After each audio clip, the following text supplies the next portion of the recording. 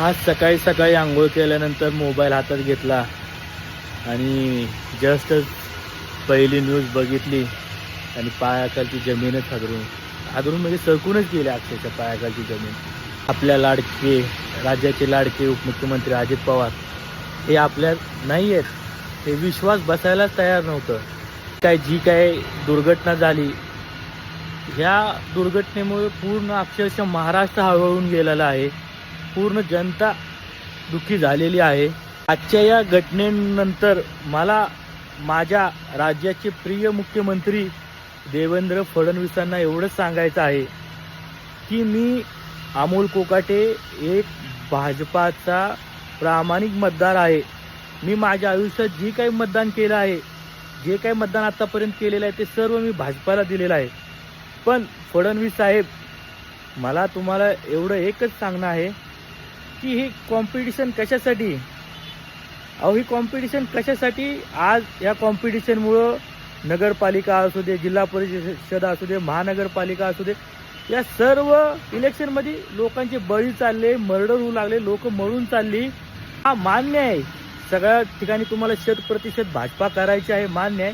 पण या कॉम्पिटिशनमुळेच आज जी काही घटना घडलेली आहे, ते मला वाटतं या कॉम्पिटिशनमुळेच घडलेली आहे. हे सर्व कॉम्पिटिशन तुम्ही क्रिएट करून आणली. आज तुम्ही जिल्हा परिषद पंचायत समितीच्या निवडणुका बी सोडत नाही, त्याच्यात सुद्धा प्रचार सभेला चाललात. आज जर ही सर्व परिस्थिती नसती तर हे काही चित्र आजचं झालंच नसतं, ही दुर्घटना घडलीच नसती. माझं तर असं म्हणणं आहे की आज जो अजितदादांचा मृत्यू झाला तो विमान अपघात नसून एक प्रकारे कॉम्पिटिशनचाच बळी आहे.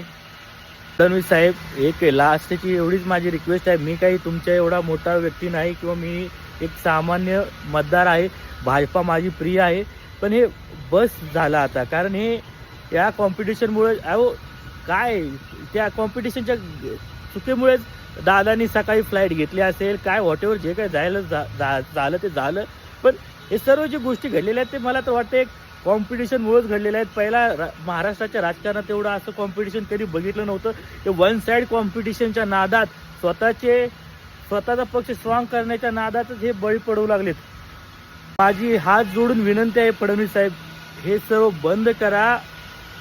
मी एक भाजपचा कार्यकर्ता असून, भाजपचा प्रामाणिक मतदार असून माझी ही फिलिंग्ज आहे.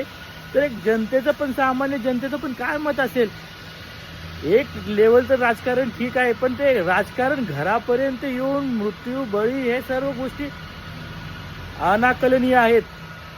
एवढंच सांगेन. धन्यवाद.